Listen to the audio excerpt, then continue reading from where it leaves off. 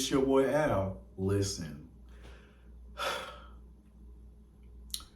So I came on here real quick just to do a review about Hyrecar and my thoughts and opinions and if it's worth it or not. So I might be jumping around a little bit when it comes to this topic. I'm a little touchy about it. It's a touchy subject. Um, so I got into the business of doing Hyrecar or, the rental situation, to have a passive income coming in. Cool. Um, I didn't have anybody to really teach me or show me the ropes of it. I was just doing my research via YouTube, of course. And then there's a couple of groups that are on Facebook who are on the Hyrecar platform situation. Um, and then, I was like, hey, why not? Why not go purchase a car, that's easily manageable, affordable, if anything happens, whatnot. As far as like, when I say what happens, meaning if the car isn't being booked, then I can afford to still pay the payments and the insurance. So, which I did. So I've been on the platform since January, or it might have been February of 2022. I was excited. Yes, let me just say this. Let me just skip to all the rigmarole. Here it is. So, Hyrecar is very much quick money. Yes, it is. The pro, that is probably the pro. The pro on Hyrecar, that it is quick money. However, there's more there's more cons, deterrence. I don't know how to put it, but there's more. Yeah, there's more cons. There's more cons than there's pros when it comes to Hyrecar. Hyrecar company don't care.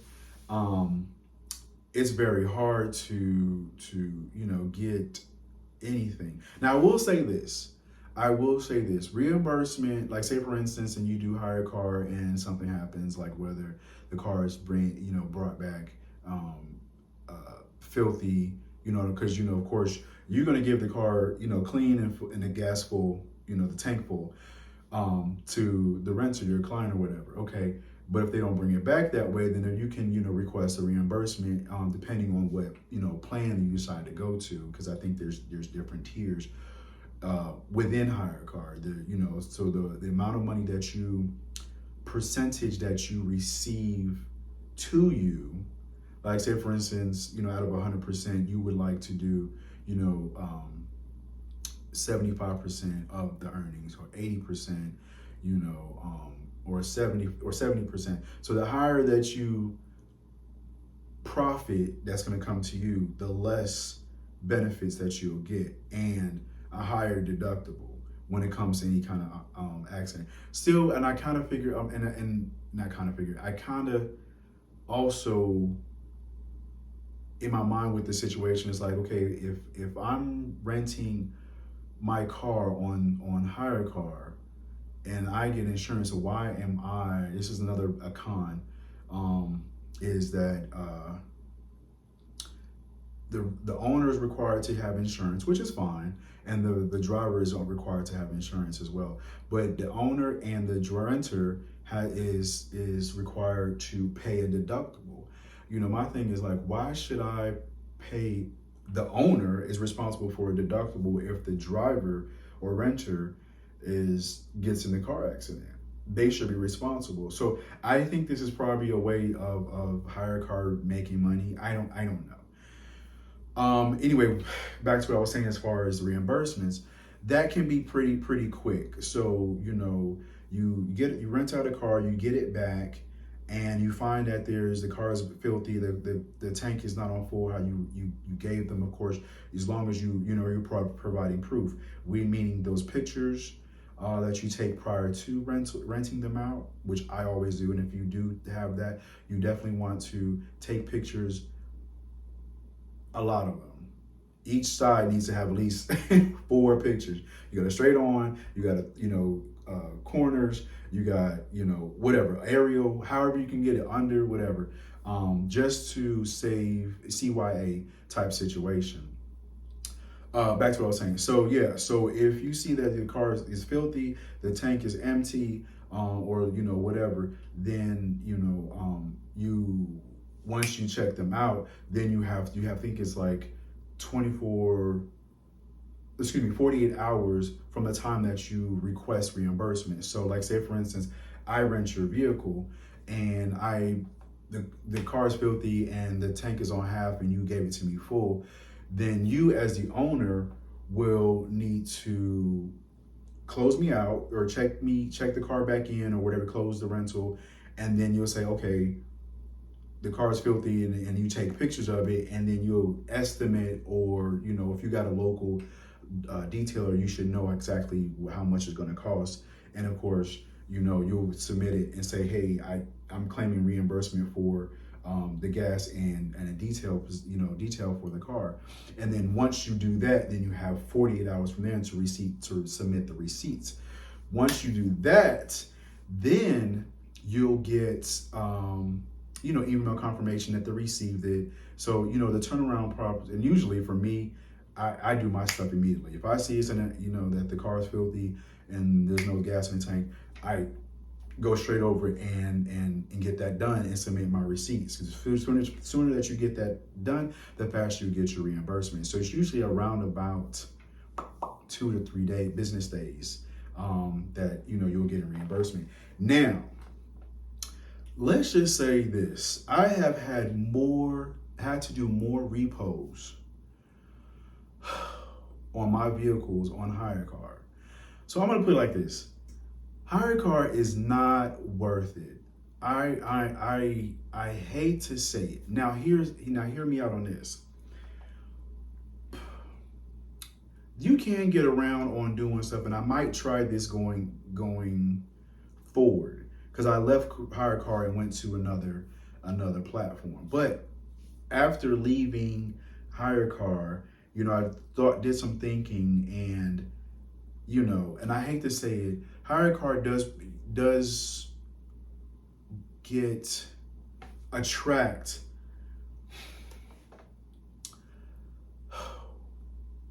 a certain type of demographic. And if you see the look on my face, you know what I mean. So with that being said, yes, you definitely need to have a tracker. Yes, you definitely need to have a kill switch. And after getting my kill switch installed on my vehicles, yes, I have 3 vehicles that I have had on Hyrecar. After getting those kill switches installed, I have came to the conclusion, if a renter, and 9 times out of 10, actually I want to say 10 times out of 10, when a renter comes, and again, these are a certain caliber of clientele that rents vehicles. And this usually, every now and again, and I'm not saying that this is everybody, you may luck up, but since I've been on Hyrecar, it's always been an issue. A person will rent for a few days, then they want to extend, and then they're extending, they'll extend one day, then this next day they'll extend, it'll be almost late, and then it gets before, then they're not making payments, where you have to go and repo your vehicle. Now, again, like I said, now that I have my kill switches installed, I can prevent certain things of repoing. Like, my thought is that if I rent a vehicle, again, I'm putting myself in this equation. If I rent a car from you, the owner, and you have a kill switch installed, and I book for 3 or 4 days, and after that fourth day, I'm requesting to extend, but I don't pay. I can, or you, the owner that have that car that has a kill switch, can say, hey, if the payment is not received, the car will be deactivated. You can easily do that. And now I'm thinking I probably should have done that where, hey, the car will be deactivated if you don't pay. And then if you don't, you deactivate it, you just go retrieve it. Now, some people, there's a case by case situation. You have a renter that has your vehicle and they've been doing pretty good for like a few weeks, and every now and again they mess up, or they just lag on the payments or whatever. Okay, you can give them a grace period, but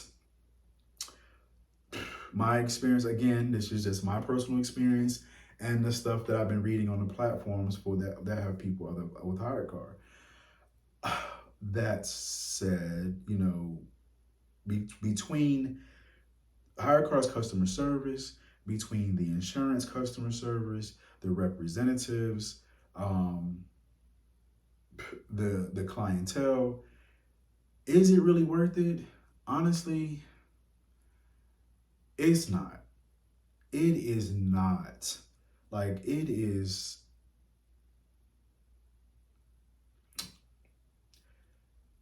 very time consuming and stressful, because you always have to chase people to pay, and if they don't pay, you got to repo. That's even if you do have a tracker on your vehicle. And if you and I'm telling you this, if you're deciding to do Hyrecar, please, before you put your car on the platform, get you a um, lockbox for contactless, and two, a GPS tracker that also has a kill switch. Now, you may have to get that installed with somebody else. And I know I'm just going all over the place about Hyrecar, and there's really no structured way to talk about Hyrecar. But again, if you're trying to make passive income and you want to experience Hyrecar, go ahead, by all means. My advice, again, lockbox for contactless, so you don't even have to go to be meeting them up, and a GPS tracker with a kill switch. Get those two things, please. Now, with that being said, again, I'm just fed up. I'm just fed up with Hyrecar, so I'm taking a break, and I went to another platform and doing great and less stress. But here's another situation about Hyrecar that I like, but I don't like. And it's usually when this particularly happens with a client who's trying to rent your vehicle, it's a sign it's going to be an issue. So here's the situation. If you do Hyrecar and decide to do it, here's how it works. You'll get a notification from on your phone, pretend phone, hello, on your phone, that somebody wants to rent your vehicle. And it'll say, hey, Mr. Joe Blow wants to rent your vehicle for 2 days. Okay. As soon as you hit that accept button, it would automatically tell you accepted, congratulations, or decline, because the person's card they have on file don't have enough money on their credit card.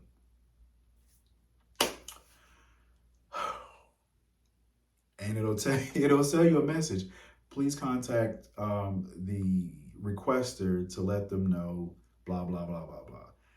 So, which is another thing. Hyrecar's platform is a little dated. It's a little dated. So it's like, why would I need to contact the requester to let them know they card declined? Shouldn't that be a Hyrecar situation? Now, I don't know what the requester is getting, messages getting on their end. I just know what I'm getting on my end. It says specifically contact them. So when I see that, I already roll my eyes and be like, okay, this is going to be a situation. Do I really want to deal with this, or do I want to have faith and hope that everything is going to be right? I chance it. I ain't not gonna lie. I chance it. I chance it. I'll accept it. Hey, Mr. Such and Such Joe Blow, your card was declined. And they'll usually say, hold on, let me switch, let me move some funds over to their card. So now I don't know about this, but it kind of makes me feel like um, doing this since January, February of this year, that the consensus is either A, they're using a reloadable card, or they're using a card from Uber or Lyft. Now, I never did Uber or Lyft, so I'm not sure, but I do know that Uber, Lyft, uh, DoorDash, and Postmates and whatever. Some of those usually get a loadable card or something to that effect. So I don't know if they're using that card instead of their own personal card. Now here's another situation. If a renter rents your car and the funds go through for a few days and then they wind up not paying, they keep in the car and they keep running and give you an excuse to run around. Um, where was I going with this? Um, and then you go repo their car and they still owe you funds, you won't get paid until they pay Hyrecar. So there's a possible chance you won't get paid for those extra couple of days that they had the car. Now, granted again, I have came more than a handful of times since January, February, a handful of times where I had some pretty good renters that was really consistent for a month or two. Okay, but then there was a couple times where they lagged, got caught up, they lagged. Now, mind you, also here's another situation. Car charges them a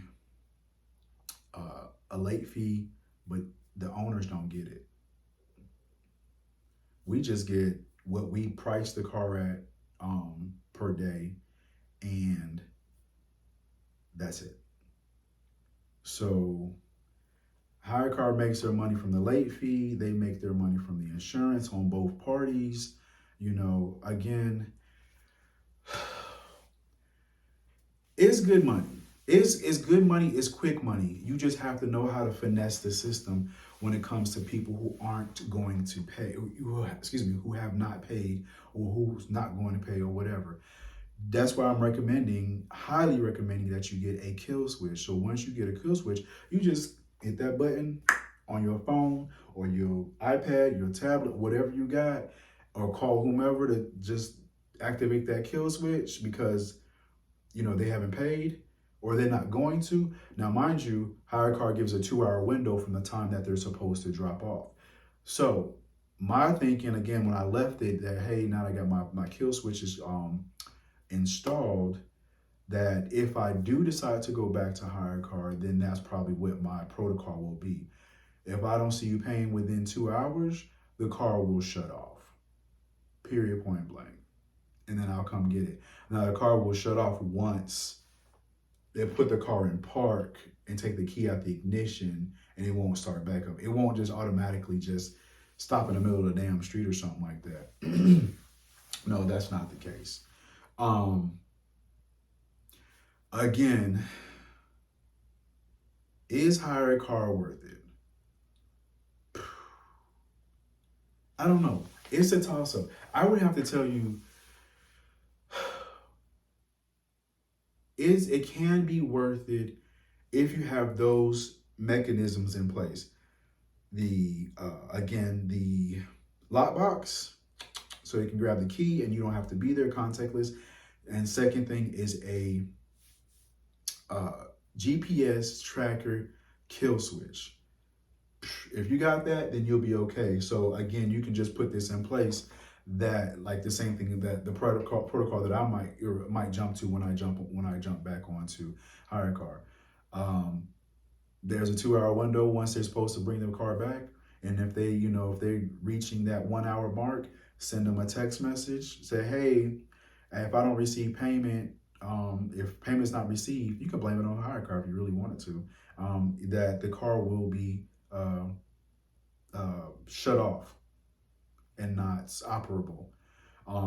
You can do that. I mean, that will definitely. Now that I'm thinking it, that probably definitely will, scare a couple people because now, mind you, people are using the car for for Uber, for Lyft. Or excuse me, actually, here's another thing. Lyft is no longer utilizing Hyrecar, so you won't be able to accept anybody who left. But however, right about now, since I got off of it, when I was getting ready off of it, a lot of people I haven't seen any Lyft requests. It's all been Amazon, DoorDash, Uber, basically everything but Lyft. Yeah. So anyway, I'm sorry, I just drew a blank there for a second. But yeah, so they're primarily using that, but then also they're using it for their personal use. So if they have kids, they have kids stuff in there in the car and stuff like that. They're also using the car to get to and from wherever. But they are also these people do know the system of hire car. They do know how to finesse it and rip hire car off. So the way to do this would be to kill switch. That'll solve everything. I didn't get a kill switch because at the beginning, again, I was learning, um, and nobody was to teach me. So I was going to trial and error, trial and error. Had I know about the kill switch from the jump start, I would. But however, for me, for my three vehicles that I have on of the platform, um, I had to, oh, this is another situation. It's another situation. You definitely don't want to put your rental vehicles that you're putting on the platforms in any rental platform in your personal name. So that's what happened to me. So I switched over from those my three cars that I have on a platform or from my personal to another, a whole different account by itself, a whole different separate personal account with those three cars um only, and my personal car is on a separate one by itself.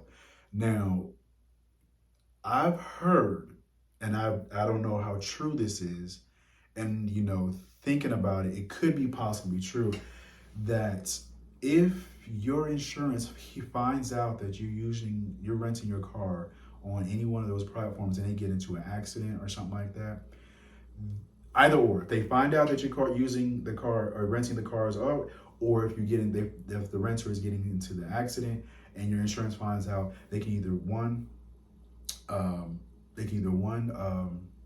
cancel your policy, two, raise your rates, and your current policy does not deem a rideshare situation, then they more likely will raise your rates or discontinue. That's why I said put your rental vehicles on a whole separate situation. And if you are driving using the cars while you're renting them, that's not a good idea. You definitely want to have a primary car that you drive and then a secondary vehicle that you're renting out. Um, so yeah, so pros about hire car: quick money, by far, quick money. They get rented out pretty fast, depending on what market you're in. I'm in the Atlanta market. When I was on hire car, my stuff pretty much stayed booked 5 days out of 7. Um, on a good day, seriously though. When it's when it's not stolen. Anyway, I'm just messing, but I mean I'm talking the truth. The pros is you definitely it's quick money. You definitely will get your money as soon as you approved. Well, once you approve it, and you'll get the funds within 2 to 3 business days. Um, Honestly, that's probably the only two situations. It really is one because you're getting quick money, and you'll be able to get it fast. As opposed to the other platforms, you got to wait a few days and this, that, and the other. Excuse me. The the the the cons, clientele is a little ratchet. I'm just being honest. Just yeah, just a little ratchet. Um, car could be possibly stolen. You definitely need a kill switch. Um, I had no smoking, no vaping stickers in my cars, and they still did. Uh, oh my God, I can tell you the horror stories. But it became too much for me. It seemed like I was putting, losing money uh, with my rentals more than actually getting, making money. I mean, I was making money, but I could have been making more if they would have just returned the vehicles or paid when they were supposed to.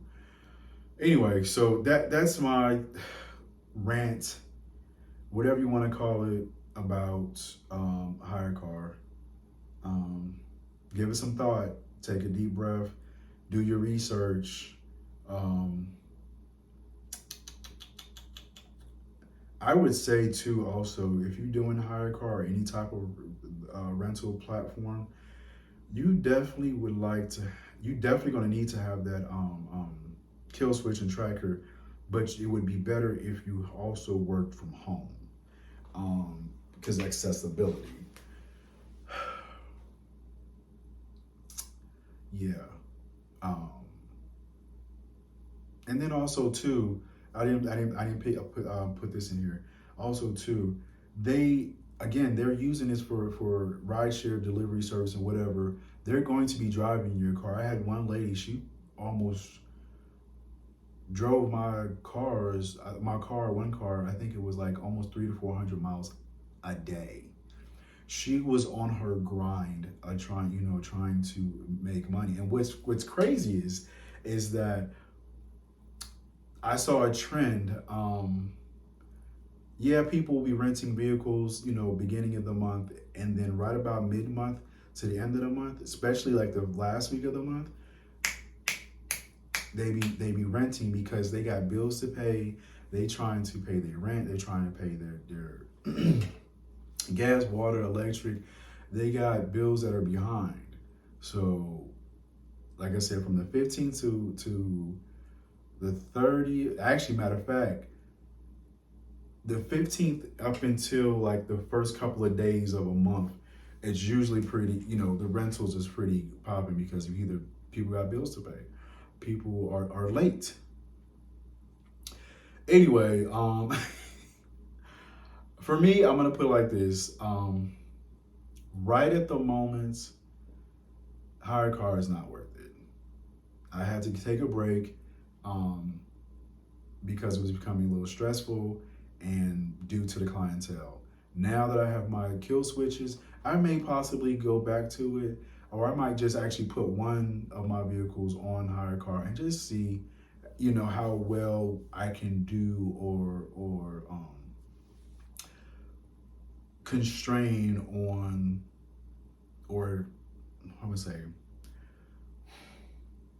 prevent people from just using a car and not paying. So and I hate to say it, you're gonna have to have a tough heart, and you can't always be like, oh, okay, no problem, I'll let you do it and I'll let you.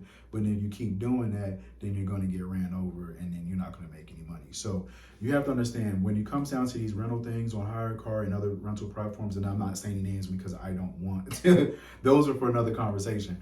But for a Hyrecar, your cars is your cash cow. You cannot have no feelings towards it, or you cannot have no feelings towards the own or the renters as well. So if they're not paying, you're not making any money, and if they're not paying, they shouldn't be driving the vehicles. Plain and simple. I got bills, you got bills, they got bills, but they're renting my vehicle. Now, also, I did find out this: even if the person has the vehicle, they paid for a couple of days, and they have it extended, but they have not paid for the other days that they didn't pay for. I believe Hyrecar still covers the insurance until the car is returned. That That's it. Hyrecar's customer service is okay. I want to say they might be out of Texas, California, or something like that. They don't sound overseas. They sound, pretty local, like local foreigners. The insurance for like Cedric, I think that's with Hyrecar. Look, that's a conversation in itself. They're horrible as well. Their communication sucks. However, I can say this: Hyrecar, they pick up the phone. Cedric, you may hear from one person, and then the rest of the time it's just via email, and then they'll get back to you when they want to. I don't know. I'm not sure if I'm leaving out anything, but yeah, the database or the platform that they use is antiquated a little bit, because I think they have kind of now put out a pilot where you can use the main Hyrecar platform to switch over to the host. But before you didn't have to. It was just purely just the renter side, not the owner. So you actually had to go log into a website, www.hyrecar.com, as the home owner, and to see your messages, to see your requests. Now you do get notifications through text that you have a request, and you'll just go in there but it's still a little answer. However, again, I believe that they either launched a pilot a while right before I got off, and they are launched a pilot and actually dispersed it, or I guess it worked very well. So it's now doing that. But yeah, I had to get off the platform because the Hyrecar was putting a little bad taste in my mouth for the time being. So I was a little aggravated. But anyway, enough about that. You can make your own justification with it. The one good thing is it doesn't cost anything to put your cars on Hyrecar. So that's a plus. Not like I think Get Around, I think they charge you like $100 fee for each vehicle or something like that. Don't quote me on that situation. But other than that, listen, that was my rant, that was my rave, that was my pro and cons, a few of them,